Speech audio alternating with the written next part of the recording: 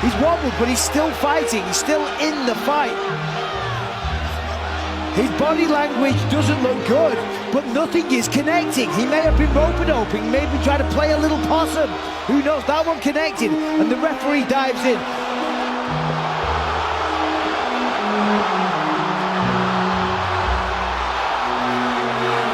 Here it is. Stopped it right there. The monk lands that straight left hand and hurts. Again, as he charges, big back left hook, hard right hook, left hand straight, drops him, jumps on him and starts to land. Vergara knocks him off his feet. Let's look at this. Just right hook, left hand, and hit it.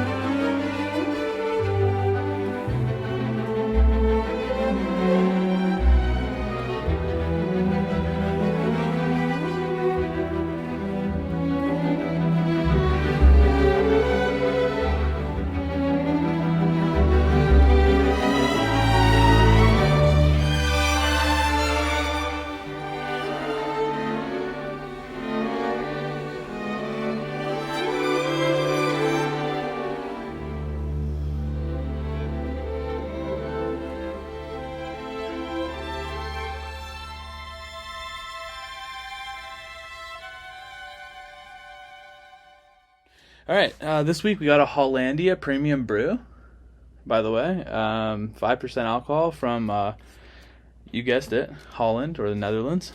It's a good beer. It's cheap considering we get taxed like crazy here. Let's go through last week here real quick now that we can hear. First of all, Loik Rajabov.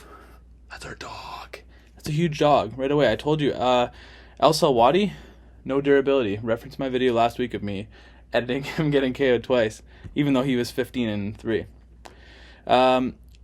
Anyway, I'm not that good, but I will toot my own horn when necessary. Ludovic Klein, easy money, nice body shot. AJ Cunningham, feel really bad for him. The announcers were just talking trash on him the entire time, and then he just gets roasted out cold. It was like, oh, dude, that wasn't very cool.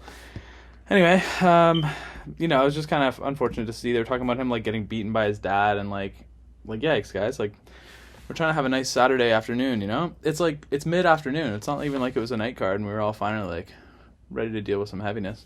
Anyway, on to the next one. Christian Leroy Duncan, CLD, dude, domination. Ribeiro's terrible, like I said. Anyway, yeah, so we're 3 for 3 so far, including one dog. 3 for 3, then we went on to Ayman Zahabi, then Basharat. Dude, rough. Really rough. It foiled all my plans as far as my parlays went. I was actually doing really well, and then I just got dusted by that. Ayman Zahabi, honestly, luckily, I'm not just trying to, I'm not joking. Right before the fight, and I can't, prove this. Actually, I can prove this. I'm going to prove it. I put, $5 on Ayman Zahabi, I think. I'm not sure. But anyway, I put a couple bucks on Zahabi. Consolation prize. You know, you got to get your consolation prizes when you got a plus 570 or whatever right before fight time. You know what I mean? You got to get your plus 570 in there. Just drop a $5 bill, drop a $10 bill, $20 bill, whatever your units are, you know. People bet more, people bet less, you know. Whatever. I don't judge on units. I just like playing the game. Vinicius Oliveira, dude, I don't even want to like roll the clip. Right? If you didn't see that, now you did.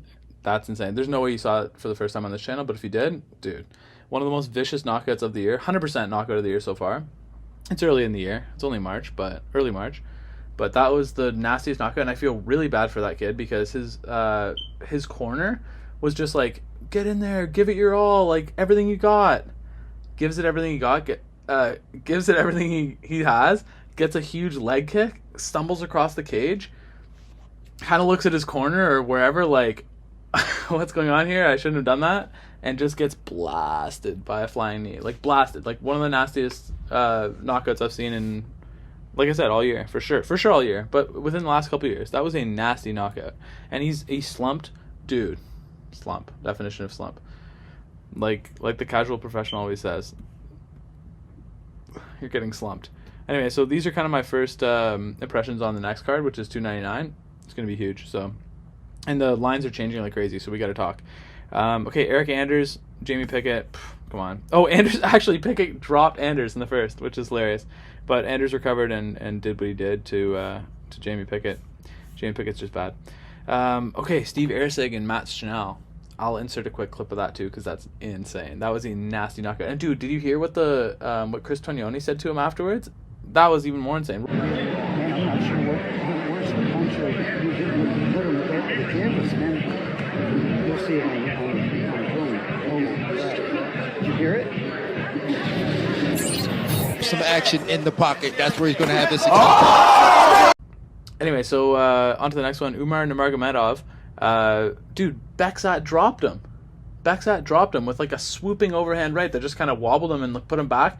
Umar instant recovery and just jumps on the legs. Umar's good that way. So he got clipped and obviously didn't like phase him that much, and he just got right into it. Ended up winning the fight. But Beksat was a good underdog. He worked hard in there. He fought for our money. Alex Perez and Makayev, way closer than it should have been. Again, Makayev, we need to really fade him going forward. Vitor Petrino versus Tyson Pedro. It was a good fight. Pretty close. Not really very eventful. I think Tyson was really trying to avoid the power of Vitor. I don't blame him, especially knowing he was going to retire after that. So he just survived to the bell and retired afterwards. Good for him, honestly. Like Pedro kind of was one of those guys that was entertaining, had some good wins, but also exposed himself to have some bad losses. So I think it's good to like dip out early, just pull the Khabib like before you get hurt, you know. Onto the main event. This is kind of wild. So Gaziv just basically Gaziv, dude. Gaziv. He gasped so hard. Fatziv. He was like so out of shape, you could tell. He's like insert the clip. I'm sure I can find him like choking on his mouth guard because he can barely breathe. That was pretty funny. And Jairzinho just jabbed him to death. Bop, bop, bop, bop, bop. Good movement from Jairzinho, but Shamil is just, I mean, it more so showed that Shamil is bad than Rozenstruik is that good, is my opinion. But let's get on to the next one here. This is an awesome card. Pay-per-view. This is going to be huge. We're going to win some money, first of all, because, like, pay-per-views I win money on. These little Fight Night cards, I don't actually win much because I'm guessing a lot of the times, like, I do my research on them, but you aren't going to know as much as you're going to know about, like, Michel Pereira, for example, and Cutelaba. Like, you've seen these guys fight many times at the top level, and they're on a pay-per-view for a reason, right? Because they're going to perform. They're genuinely high level. Anyway, let's go through the card. First of all, it's going to be so they added it finally. So that wasn't on the. I don't know. Hopefully you can see. I tried to set it up better for the exposure this time. I stopped it down a little bit. I was trying to get a little cinematic with it, but it wasn't good for the presentation. Anyway, so let's go through the preliminary card. I was just going to say Cutelaba versus Felipe Lins got added on there, which is a real nice addition to this card. That's a really good fight, and I haven't really thought too much about it, so that's why I wanted to just get right into this and we'll talk about it. We can kind of discuss it together. That's what I think is fun, like, about this channel. I'm not necessarily like having all my predictions ready to go. We're just here, we're hanging out, we're having a Hollandia, and we're just going through the card. Okay, Joanne Wood, or Calderwood, as I know her by. She's not very good. She's kind of older. I don't know. Let's double check it. Let's pull it up. 38 years old. Yep, she's getting older. I gotta stop myself from saying bad things about girls because, like, I don't dislike girls. I just think them as fighters, sometimes they underperform in that kind of thing, right? So Joanne Wood, as she's getting older, 38 for a girl, is very old. For a man, it's old too. Like for heavyweight. Okay, if I say it like this, if a 38 is not old for a heavyweight, but it's old for a flyweight, are people gonna get mad about that? No. But if I say Joanne Wood, it's old for a woman, regardless of her weight category, am I getting canceled? Am I canceling myself? I don't care. I'm just saying what I'm saying, you know? I'm trying to identify factors why this person is going to win or lose a fight. That's all there is to it. Okay, so basically, all right, let's see. Okay, I don't know anything about Marina Moroz, but I know that Joanne Wood's bad. And this girl, first of all, she's younger, 11-5 versus 16-8, so they have similar experience, but 5 losses is a ton. Let's just get it. Oh, the Iron Lady. Let's see what the Iron Lady's saying. All right, she's from, where's she from? Ukraine? Nice, yeah, she's from Ukraine. 32 years old. Let's just see her record. Oh, two in a row. Katrini Silva. Okay, she's good. Karini Silva, sorry. She's good. 17-4, yeah, beast. That girl's gonna beast you. Jennifer Maya, okay, pretty good. Canceled bouts back to back with Sahara Eubanks. Maria Agapova. Oh my goodness, look at Carolina canceled. Manon Fiorot canceled. That's a huge disparity in skill. That's a weird matchup. Oh my goodness, look at all the canceled bouts. She's probably gonna pull out, eh? Iron Lady. Dude, who knows? Who knows / who cares, right? I have to make a pick, obviously. I'm gonna go with Marina Moroz because she's younger. That's all there's to it. Let's go into the next one here. CJ Vergara versus Asu Almabayev. So this is a good fight. Vergara has not necessarily impressed me in his UFC career so far. He's scrappy and tough, but he always gets into tough fights. I don't think he has the most finishing potential, like, at all.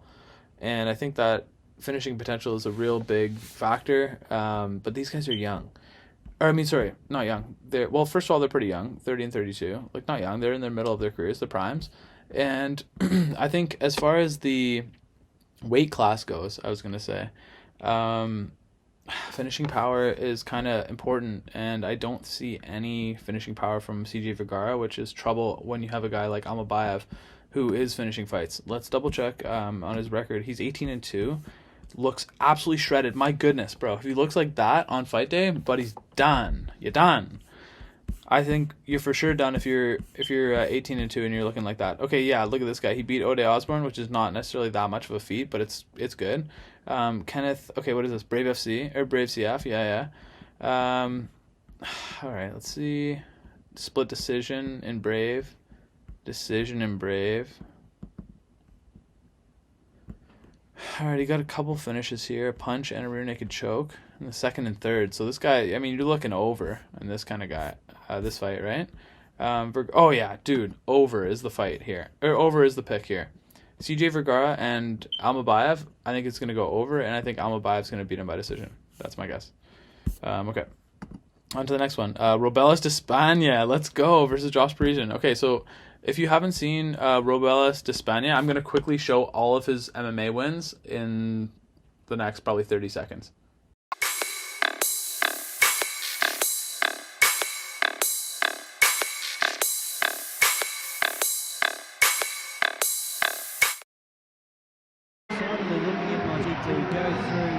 Of course. There's no doubt. Oh my! Medalist in Taekwondo. Oh, shots. Good Lord. Oh, that's it. Ready to go. Big head kick and right hand. That's going to do it. Despaigne banks. Oh, no. My good God. No way. I was talking about how Pereira's been insane when he came into the UFC. He was doing crazy flips and whatever. He's since toned it down. And honestly, I think that he's become a way better fighter. He's a really good fighter. He's so talented. And I was really hoping that he would kind of take this trajectory and kind of stop gooning. And I understand you kind of have to make your name for yourself when you're early in your career. And by the way, that chirping is driving me crazy. If you can hear that, it's one of my smoke alarms. And I've looked at all of them. I think it's one of the ones that I have like backup sitting in my storage that's going off, which is really bugging me. But trust me, it's bugging me more than you. So deal with it. Olekseijczuk looking great lately. I think honestly he's a really good fighter, Olekseijczuk. Like I really struggled to say that Michel Pereira is going to beat him because he knocks out Njikwani, Chitty Chitty Bang Bang. He gets subbed by Baralho, but Kyle Baralho is a great fighter. He's an awesome grappler. He's really tough, and he went to the second round, which is better than a lot of people are doing. I mean, I know Baralho kind of looked a little bit slower last time, but I think he's really, really talented and can. He's one of those guys like Almeida, who's also on this card. Baralho and Almeida need to submit people more. They need to do more damage. They need to not just control. They need to make. You know what? No one wants to see a grappling competition.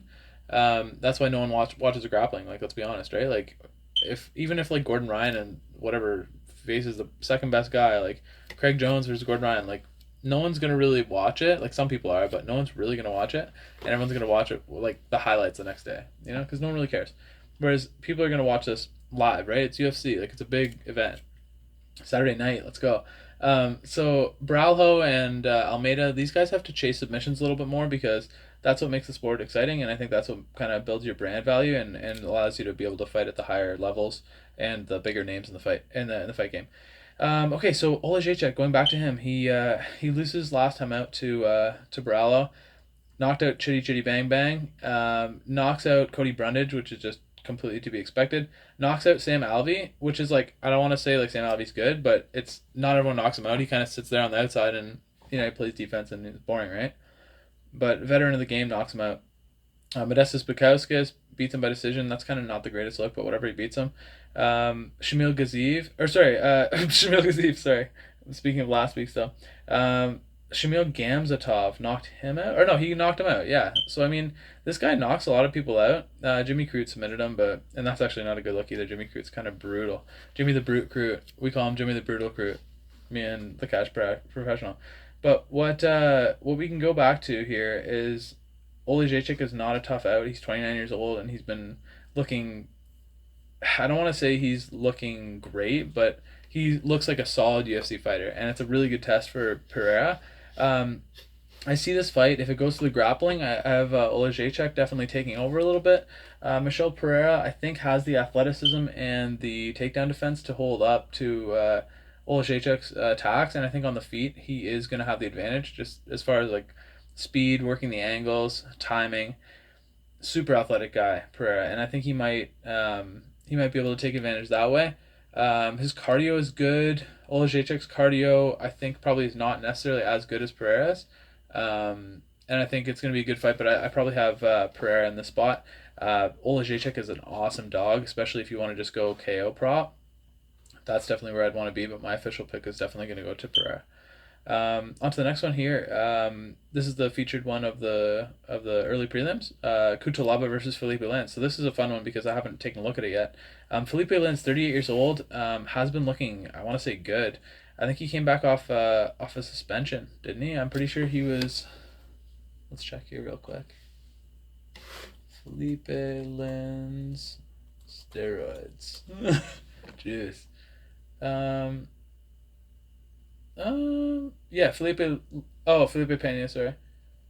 Is this not the guy? Maybe this is not the guy. Sorry, guys. I'm totally throwing shade on his name. He was not even the guy that popped. Anyway, Felipe Lins, he beats Maxim Grishin. Maxim Grishin. He beats Ovince St. Preux by knockout, which is good. But Preux is way past his prime. Marcin Prachnio beats by decision. So we just saw Prachnio look really good the other day. Marcin Marincin. Like I was making the mistake of calling him. Let's see behind here. Sorry. Ovince St. Preux canceled. I thought he was suspended for steroids, I swear. I don't know why I think that.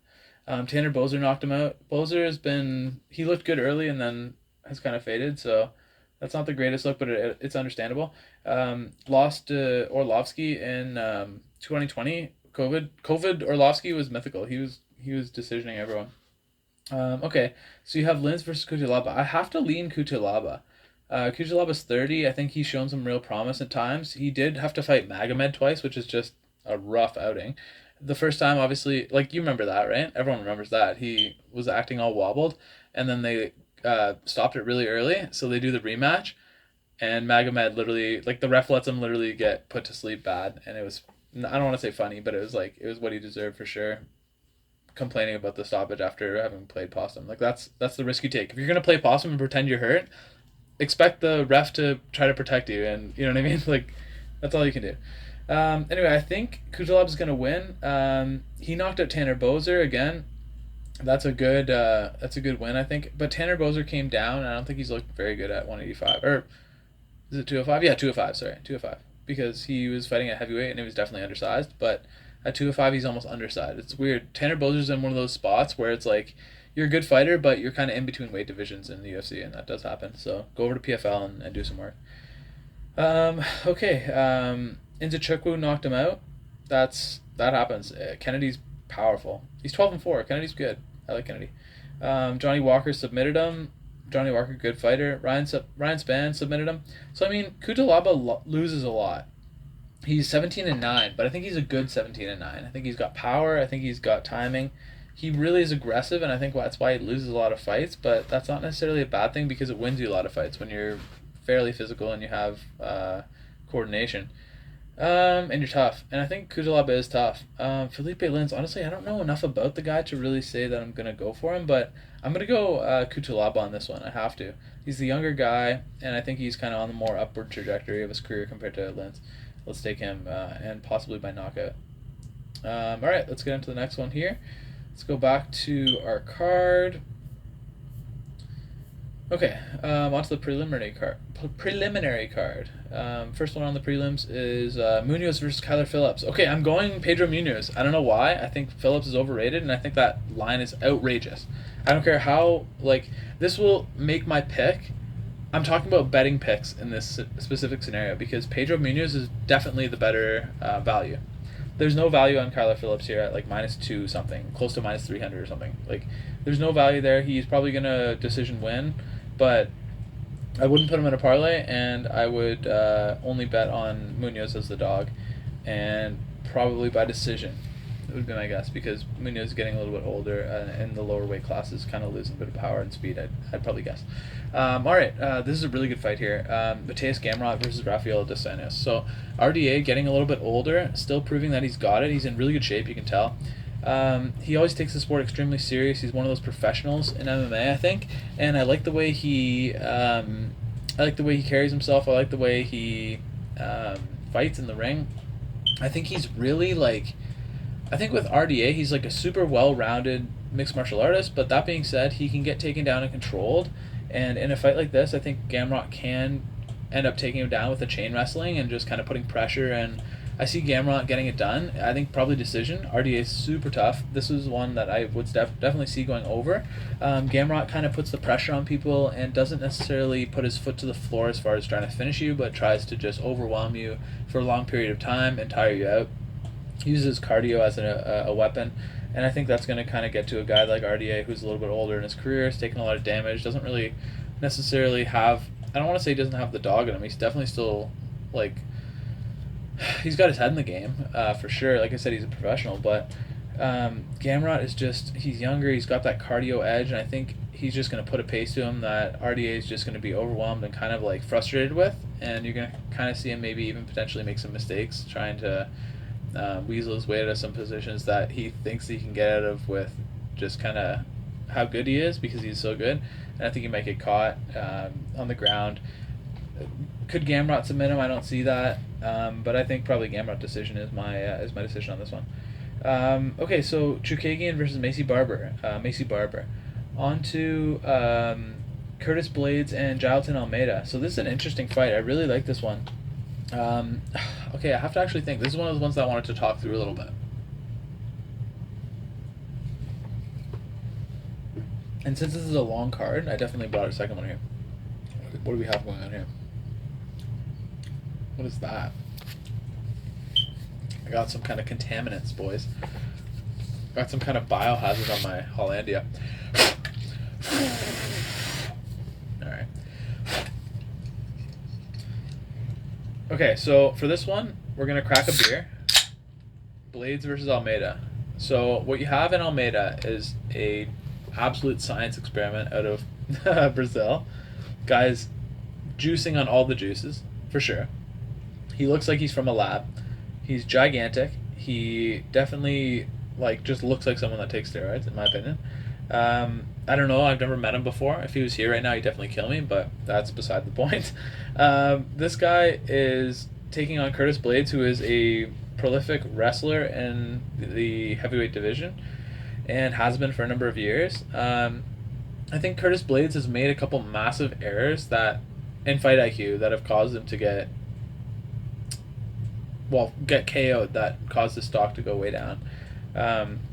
We can even submit a couple of those clips because there's more than a couple to insert.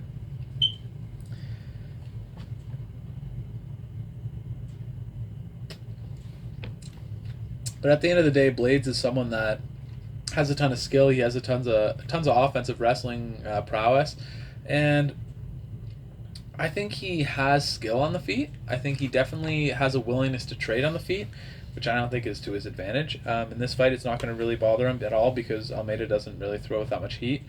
He's more of a grappler, and honestly, Almeida's 230, 235, so Blaydes is going to have a massive advantage as far as the wrestling goes and grappling. But I think it's going to be one of those weird fights. When you see a guy that's a lot smaller but still strong, and he takes on a guy that's a lot bigger and has skills, but just doesn't necessarily match up skill-wise. I think Curtis Blaydes is just going to be able to, or not going to be able to stop the takedowns. I don't think he's going to be able to impose any of his offensive takedowns. I don't think he's going to be able to be too much of a threat on the feet. I don't see Jailton Almeida getting knocked out, you know what I mean?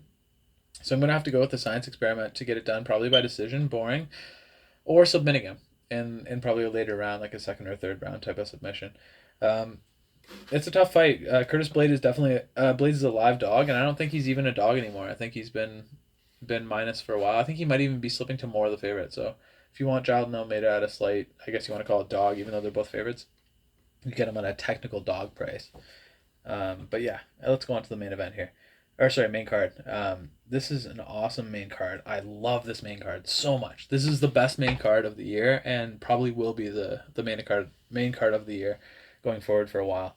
Song Yadong versus Petr Yan. So we can go Yadong, Song Yadong. I don't know what you want to call him, but Song Yadong is a dog. Song Yadong. He's an absolute dog. This guy is tough, super athletic, super explosive. He's like the Chinese Michael Chandler, if you think about it, right? He's the 135 Chinese Michael Chandler. He's a great wrestler. And, I'll never forget, I probably won't be able to find this clip, but there's one clip where someone shoots a takedown on him, and he sprawls so hard that he just face plants the mat, which I thought was hilarious. I was talking to my brother about that. That was a hilarious moment. But Song Yadong has all the skills. He's younger, for sure. Let's pull this up, sorry. 26. Song Yadong's only 26, so he's definitely been making improvements to his game. More than Petr Yan, who's definitely at his prime, and I say kind of on the downward side of his career. People dispute that. He may get a win here, and which will be a good win over Song Yadong. All I can say is that Song Yadong is going to be a very difficult out for someone like Petr Yan, who's kind of been through, I don't want to say misfortune, because he illegally need Aljamain Sterling to lose the belt. That was dumb. I don't want to say that was I'm a huge Petr Yan fan. The guy's a great striker. The combinations he was landing on Sandhagen were unreal, with the spinning stuff, spinning combinations, unreal.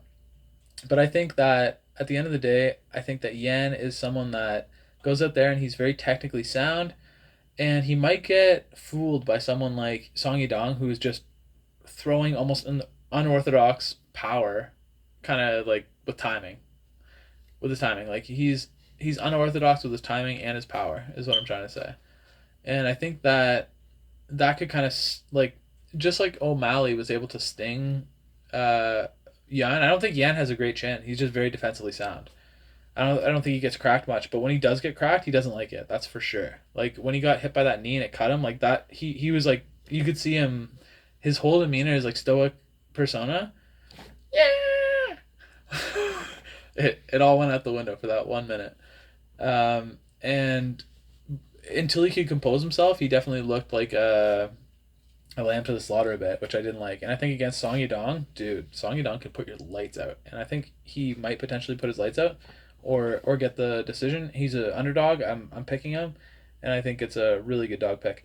On to the next one here. Jack Della Maddalena, JDM versus Gilbert Burns. This is such a sick fight. It's such a sick fight. Gilbert Burns is getting a little bit older in his late 30s. He's 37 years old, but he's in great shape. He's always one of those guys that's been in the gym, just, working hard, working on his craft. He's a jiu-jitsu guy. He worked on his stand-up a lot and got a lot better. Jack Della Maddalena is going to have a huge advantage on the feet here. Jack Della Maddalena is a sick, may I repeat, sick boxer. I think he's the best boxer in the UFC. A lot of people talk about Max Holloway, blah, blah, blah, blah. Max Holloway is great at point boxing, right? He's great at putting a ton of volume on you and tagging you and touching you. But that's the definition of touching you. It's not hitting you. And Jack Della Maddalena hits you like a 1,000 horsepower super, like a proper JDM sports car. Jack hits like a truck, and he's got these, you can tell he's got big hands with like a lot of like, he's just built like a good striker. Like he's got that kind of like, almost like a Dan Hooker kind of build. And Dan Hooker's a really good striker too. He's had his struggles, but he's a great striker as well. But he's got that kind of heavy arm, kind of Neanderthal look, And he's got a nose that's just like the Baffin Island cliffs, like just straight off a ledge. And honestly, you could probably beat that thing in for days, and he's just gonna keep coming, right? It'll get broken the first punch, and he's just like, whatever. You know what I mean? Jack Della Maddalena, scrappy Australian, tough to bet against. That being said, I think Gilbert Burns is an awesome fighter. I think he's still got it. I think he still wants to become a champion in this sport, which is really important to me. Like, to me, in MMA, I can only imagine, like, I'm 30, right? I just turned 30. I'm telling you right now, I don't have the same, like, hunger and drive to do certain things as I did when I was, like, 18 to 28. I'm telling you, there's a bit of, and maybe I'm just, like, dropping out on T. My T levels might be a little lower, but I checked last year, they were still really good. Like, very high. I have, like, extremely high T, which is, like, a problem. But, for like wanting to like bet and like being like a bit of a crazy man, but at the same time I enjoy the fact that I'm higher T on the scale. I have charts to prove it. I'm not going to put those in the video. But yeah, I think Jack Della Maddalena, very high T. Gilbert Burns, very high T. Like both these guys are high T dudes, and that's really important to me. Like in a fight, when I'm deciding, it's like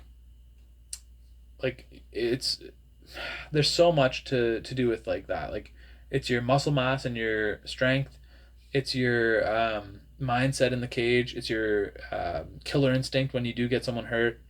It's your durability and your endurance. Just so much. So these are two very high T individuals who are going at it, and I honestly don't know who I'm going to pick. I'm thinking about it right now.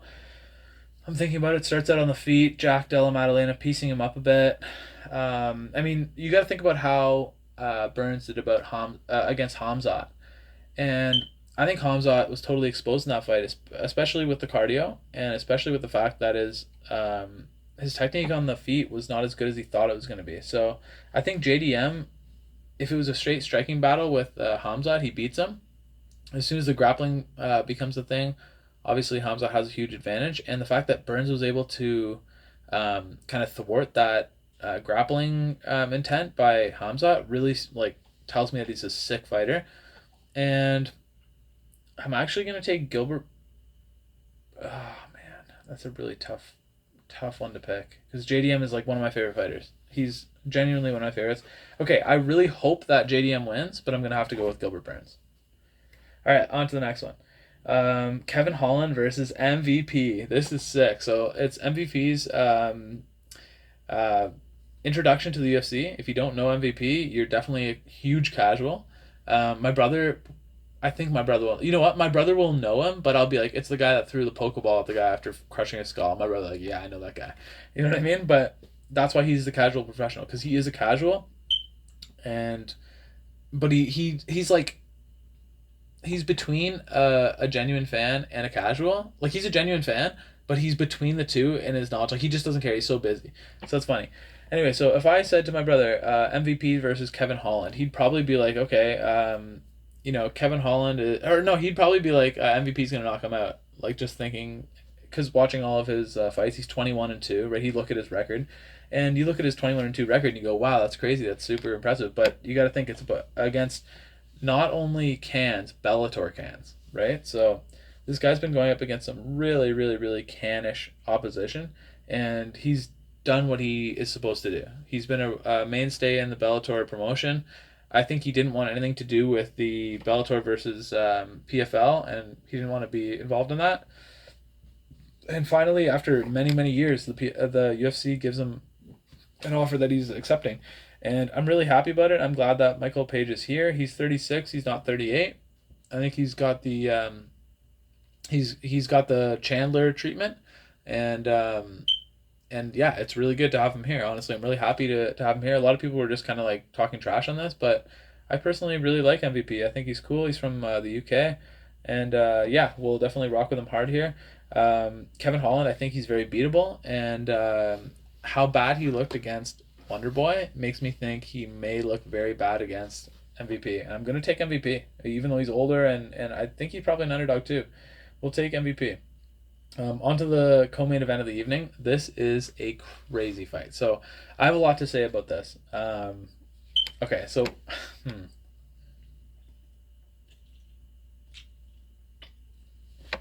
all right. Dustin Poirier versus Benoit Saint-Denis.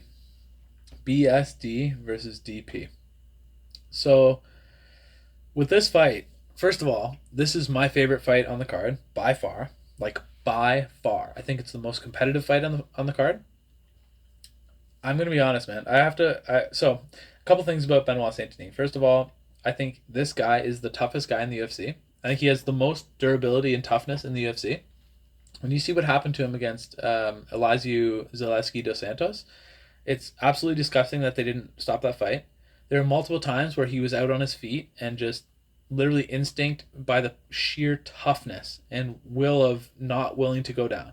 It was insane. It was really hard to watch, to be honest. I'm not trying to get like, intense, but this is really hard to watch. That ref, I'm so glad he got fired. I never want to see that guy in the cage again.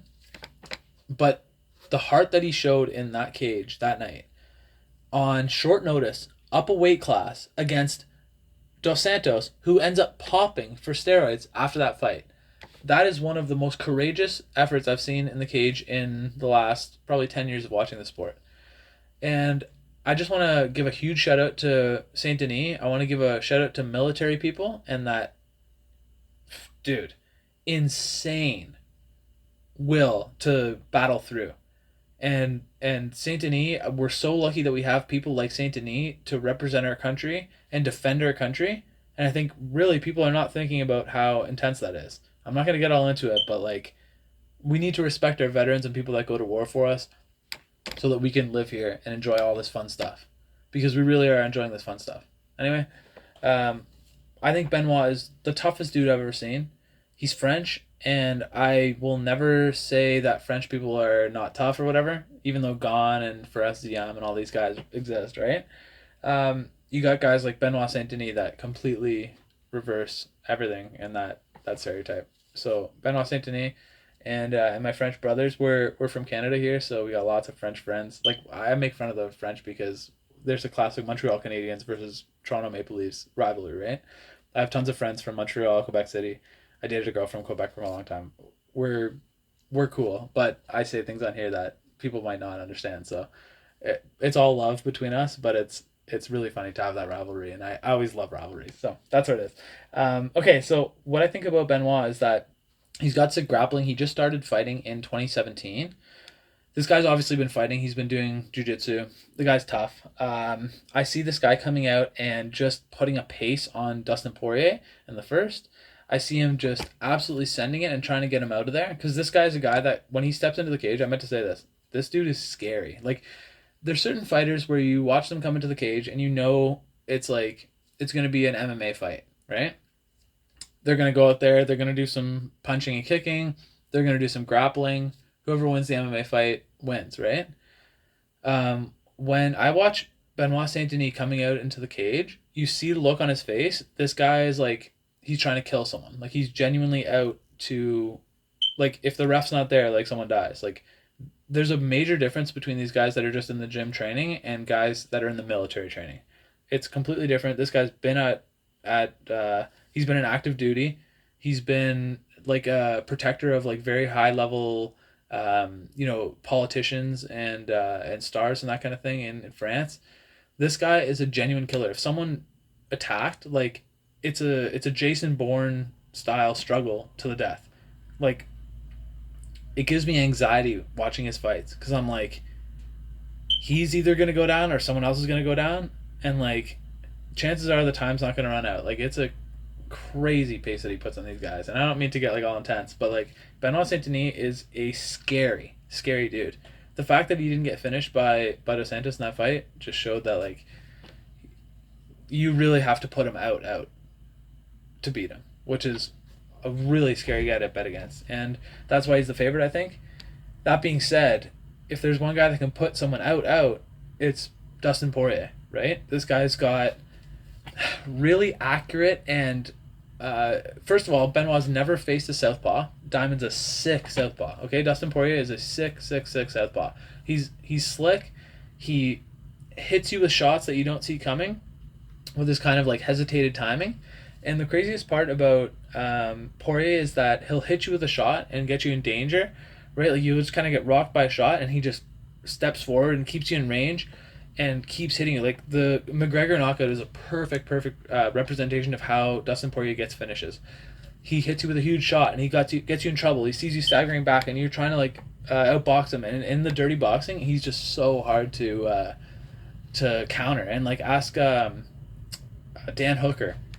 Dan Hooker had him in positions that would have finished so many other fighters on the roster. And Poirier stands there. He's taking the damage. Even at the end of the round, he takes that huge knee, and he's like dazed, but he still gets there, and he shakes his cobwebs off, and he walks back to his corner, and he finishes him in the third. Dustin Poirier is also a dog, a warrior like that. He is. Don't get it twisted, okay? When I love Dustin Poirier, right? I don't dislike him, but I think that his whole like paid in full thing, like it's kind of like cheesy, but at the same time he's right. Like he genuinely has gone through it, struggled through the battles in the gym, struggled through the battles in the rankings like for years, right? So Dustin Poirier is a really tough opponent, and if I'm Benoit Saint-Denis, I'm going out to finish him right away, especially he just got knocked out by Gaethje, right? So you have that durability factor that you get to play to your advantage.